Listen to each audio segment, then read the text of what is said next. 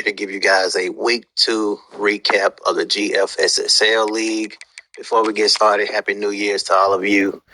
In this new year, this month, we will be going to the Senior Bowl. So I'm going to give you guys some quick updates around the Senior Bowl. We're going to shout out the league, interview players, and let them know that we play with them on a franchise, man. So hopefully we can get some good buzz from that. So we had a pretty good, fairly week 2 recap, and I'm going to go right through it, check the recruiting. So buckle your seats. Let's get right to it. So UCF versus Ohio State. As you guys know, we're going to always break down user versus users and the upsets. So it looks like Ohio State fell to UCF 21-10. UCF really didn't get going until the second half, scoring 7 points. The score was 7-3 at the second half of the period, which is pretty interesting. As you guys see, UCF was able to put up 14 points. Quarterback for Ohio State didn't have a very good game, 5 interceptions, 206. Defense played great. As you guys can see, they really couldn't get anything going. Wide receivers outside of Casey DeMarco pretty much did okay, but overall, as you guys can see, UCF dominated this game. That's pretty impressive. We look at the stats. James Proctor did pretty good. He did enough for his team to win. No interceptions on the run. On the running, they got Colton Warner, 16 carries for 116 yards, which is pretty good in my personal opinion. Moving to the second game of the week, we had USC versus Texas Tech. This was another user versus user. Let's take a look at it. As you guys can see, Casey did okay, 119 yards in the air. USC, 252 yards, 2 touchdowns, 1 interceptions. In the run game, he had 25 rushes, 109 yards. One of the things that I noticed about USC is their ability to run the football. But as you guys can see in the pass game, they had 1, 2, 3, 4, 5, 6, 7 guys that had catches, with 2 or 3 of them over 5 catches. 1, 2, 3, 4. Actually, you can pretty much round this up as well, but they spread the ball around a lot. But one of the things about USC is they're going to run you down. They're going to run the ball down your throat. Now you got Nebraska and Notre Dame, another user versus user. Pretty much Notre Dame controlled this football game. Pretty much a blowout, very lopsided. We'll just go over Notre Dame's stats since it wasn't, too much going on. Keyshawn Ezink, freshman, actually played great, 153 yards, 2 touchdowns. So he kind of got to protect the ball more. But when I talk about Notre Dame, I'm always talking about their ability to run the football. 2 running backs with just about 100 yards is pretty good in my opinion. Let's move past that because that was pretty much lopsided. We had Penn State versus Texas. Let's see, Penn State fell to Texas 38-28. As you guys can see, Texas pretty much was able to get a lot going in the first half, 28-21 at the first half. And then second half, they were scoreless, but that fourth quarter, they was able to come out victorious. If you look at the player stats, you can see Penn State quarterback Lloyd Gallo was benched. He threw 4 interceptions, and I'm guessing Quan Thomas came in after that. I'm not sure. But as you guys can see, Gonzalez played pretty well. This is a senior, Jesus Gonzalez, 2 touchdowns, 319 yards, 1 interception, and it was able to get some things going on the run game. Very, very good. Michigan and UCLA. Michigan was able to come out victorious in this matchup right here.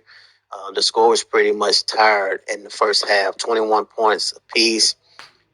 It really came down to that fourth quarter where Michigan was able to come out on top in the fourth quarter. If we check the stats right now, we can see Josh Slade threw for 295, 1 touchdown.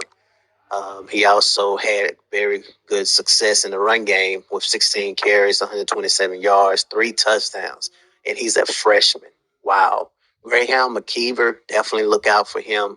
And then I was just about to guess that he probably was going to get a lot going in the pass game because I see his tendency is he's a receiving back. Where's the number 2? Kid is from Middletown, New Jersey, 10 catches, 129 yards. Then you also had Kenyon Clemente. He's a senior. So they have a lot going right now in the pass game. That's one, two, three, four, five, six different receivers, and a lot of them are young. And I'm seeing freshmen. Wow, that's very, very impressive. If we look at UCLA had some going as well. As I said before, it really came down to the fourth quarter when we watched this game. I think the biggest difference when looking at the stats probably was turnover differential, as well as the ability to run the football. Michigan was able to really get a lot going in the run game. Very, very impressive right there. Next up, we have Texas A&M and Colorado State. Texas A&M was able to win 56-14. Tennessee and Wyoming. Tennessee won 45-6. Then we had another user versus user, Miami versus Florida State. So as we're looking at this right here, we see Miami pretty much was able to blow out this team. They scored 48 points in the 42 points in the first half. Very, very lopsided football game. Miami had a lot going in the passing game, 244 yards, 4 touchdowns, and no interceptions. That's very, very impressive. And in the run game, they was able to have their way. Dominic Mount, he had 151 yards. They had a senior, Jason Honorall, with over 106. In the receiving game, they had a lot of different receivers hooking up with 1, 2, 3, 4, 5, 6 different receivers, with the freshman Amika Okafor, possession 6'4" receiver from Florida, was able to get a lot going. Very impressive right there. Let's see where we at. Miami. So Arizona State and Florida. Florida was able to win barely against the computer, 31-28. Syracuse was able to win 56-6. Alabama versus Clemson. This is another user versus user. As you guys can see, Alabama is a newcomer, but he's been able to get this football program back underway. But he fell short to Clemson, 24-26. This was a very good tight game all the way through. The biggest difference when looking at this probably was turnovers. Let's take a look. Turnover differential, 5 turnovers. I knew it had to be that. With the score that close, it had to be something like that. And as you guys can see, Nico Espinosa, senior, 4 interceptions. That pretty much was the difference if I'm looking at it. Probably Clemson had a lot. Well, they didn't have too much going on in the run game. I'm probably sure everything was balanced. It just came down to who protected football and who didn't.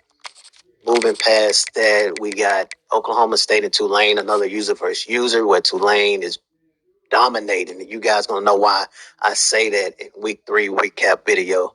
So as you guys can see, Oklahoma State, like I said before, came up short. The biggest difference was that second quarter, Tulane being able to score 14, and then even the third quarter scoring 14 points. Turnover differential, you got 4 turnovers, man. What I'm noticing when I'm reacting to these videos is that the biggest difference is the interceptions. And I want to say one of these guys was benched, and got a freshman quarterback, Clayton Folkers, and then you have Cole Bullock. So I'm very interested to see who's going to start next week. I'm going to keep note of that in my head when I do my week 3 recap. You got Tony Manziel, Tulane. I want to see what his freshman quarterback did. 265 yards, 4 touchdowns, and no interceptions. This kid here is special, man. You might want to look out for Tulane. I'm telling people I predict them to really run the table this season. They have 1, 2, 3, 4, 5, 6, 7, 8 different receivers. Was able to get a catch with Melvin Whitehair, senior wide receiver, with 5 catches, 77 yards, and a touchdown. That was pretty good. All right, as we move past that, so we stopped at Tulane. Did we stop? Okay, so now we got Georgia and TCU, another user versus user. Wow, Georgia was able to dominate this football game, 62-7. Turnover differential, there you go again, 3-1. Player stats, we're gonna look at Georgia quarterback had his way. John Jones, 2 touchdowns, 195 yards. Got a lot going in the run game, and that reminds you of Georgia in real life. If they can run the football and play great defense, very hard team to stop. He had he had multiple receivers with at least 3 catches or more, but it really came down to this run game. They ran the ball a lot. A team like us, as far as Colorado, is just like real life. A team that runs against us, we hate it. We can't stop it. And we're trying to run more and more more than what they do in real life, because that's important. If you can run the football, you can win games. And we actually had a lot of success in the run game in week 3. All right, so we got Wisconsin, Oregon. Wisconsin dominated Oregon. No surprise when you think about what he's able to do as far as recruiting. They was able to dominate this game. Madison McAdams, sophomore quarterback, had his way. 4 touchdowns, 264 yards. Had a lot going on in the rushing. 16 carries, 110 yards. He had Earl Wilkies with 44 yards. A freshman running back, Devin Flanagan, had over 110 yards and 2 touchdowns. It's no surprise, man, of what I'm seeing in regards to the youth of this team. J.D. Ingram, 80 yards. Sophomore receiver Brett Voss had 4 catches for 92 and a touchdown. And then we saw what they was able to do defensively, only allowing 7 points. Very, very good stuff right there. And last, we got more. Oklahoma and Baylor. Oklahoma was able to win 40-35 against the computer. They barely won. LSU and Bowling Green. LSU won 56-21. And I think that's all the users. So let's take a look at any updates in regards to Heisman Watch. Heisman Watch right now looks the same. Nothing changed as much besides maybe a lot of them receiving more votes. Dominique Mount is number 1 right now. Frederick Wells has moved up to number 2. Melvin Whitehair, number 3. That's Tulane. I think that's going to be the thumbnail. But that's 2 players from Tulane that's in the Heisman race, along with Pittsburgh quarterback and Troy. Let's take a look at the recruiting to see if anything changed in regards to positions. Have any of the players made decisions as far as where they're going? If we look at the quarterback, I want to say we had, we had a big signing. We'll look at that in a second. So let's look at the top classes.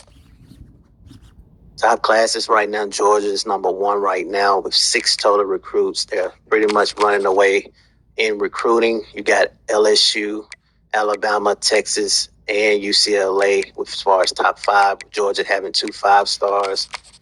You also have Georgia with the most 4-stars. So Georgia is pretty much dominating in recruiting, which is interesting. The recruiting board, we actually removed our recruiting board, but we had quarterback. I don't see him on the list now.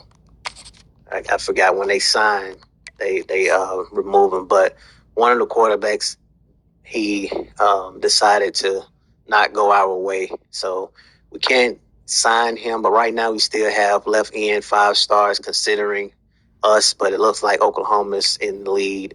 You have running back Garcia still trying to decide where he's going to go. 5-star running back with Texas Tech and Oklahoma in a tie. You have right outside linebacker Moncrief, 4-star right outside linebacker. Looks like he want to come to us, which is interesting. Running back Torres, halfback. He looks like he want to come to Colorado. Left guard Hardwick. It's a tough fight right now with us in, I think that's Arkansas. I'm not sure what I think that is. Ben Davis right now is in the fight. Look like Penn State is going to win that one. Left outside linebacker got Gilliam. With UCLA is in the front runner for him. Right outside linebacker, Oregon is going Oregon, or more likely. We're going to remove this kid. Looks like Georgia Tech is in the lead for him. And we have Sean Johns, cornerback, 4-star, looking like it's going to be a battle for Oklahoma and Arkansas. I'm hoping I'm saying the right thing as far as that. All right, then we got Oregon State, Nebraska, and Colorado fighting for the 4-star safety. So we're trying to bring us a safety in. It looks like Virginia is going to win this one. And then you have another 4-star safety, Ricky Ryland. He just pretty much told us no. So we removed him.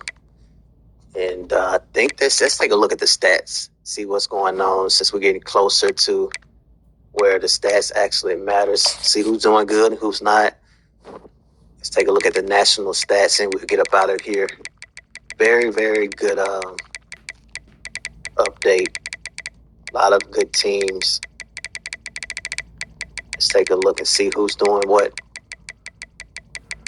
So as we look at the national stats right now, we have Richard Gator.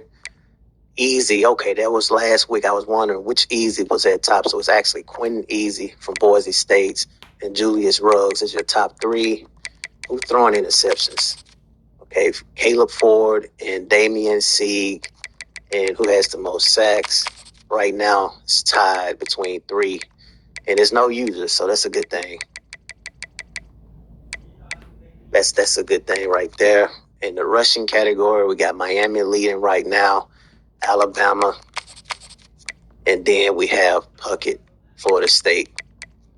Receiving right now with yardage, Pierre Dunbar. He's pretty much separating himself in the receiving category. Most touchdowns.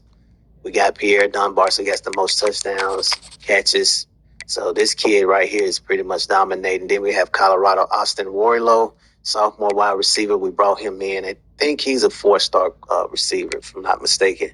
Then we have Rico Tandy. But, I mean, it's different. The game is so realistic to where you really can't just – I mean, if you have a playmaker, then he's going to get his numbers. But if you don't, you got to spread the ball around. And that's how it is this year with us is that we don't have a Cam Michaels, so we have to play more strategic. And I think it's going to be similar to real life. Like Coach Prime now not have Shador and Travis. Now he's going to have to really play and make the right calls. And that's how it is with us. We can't just go to one man or we can't just look at one receiver because he's great. Now we got to use everybody, and I think that's going to be the same in real life. It can potentially make you a better team as well. I mean, we're 2-0, so and I think Colorado could be a better team in real life when you don't have to rely on your stars. Buck Maurice is leading tackles right now, junior. Kenyon Holiday is a junior. He's leading the tackle where he's behind at 28 tackles. He has 1 sack. Okay, so we have Josh Steed, 6.5, Alex Lambo, 5.5, Edward Cummins, 5.5, and Adrian Ringer. Leading interceptions right now. Okay, everything is tied. All of these guys right here are tied with 2. Interesting. Kick return right now. You usually don't get a lot of respect with kick returns, but Ben Brazil is doing good. Freshman wide receiver as well as Hoffman. And punt return is Rodney Ezzie, as well as Markel Sledge. I think that's pretty much it. Where we at right now in the time? Let's see. We're looking at 17-minute video. Yep. Usually I like to keep it short and simple, but this was more of a real in-depth video. And that's pretty much it. We would do a week 3 recap as we have the top 25 right now. Tulane, Texas, Miami, Clemson, Notre Dame, Michigan, and Wisconsin. Auburn, Florida, and Alabama are your top 10 teams. And schedule right now, Texas A&M and Tulane. You guys don't want to miss it for the week 3 recap. Wisconsin, Alabama, Texas Tech, Clemson, and Auburn, and Colorado, man. You guys definitely don't want to miss the week 3 recap video, man. Drop in the comments, let me know how you guys feel.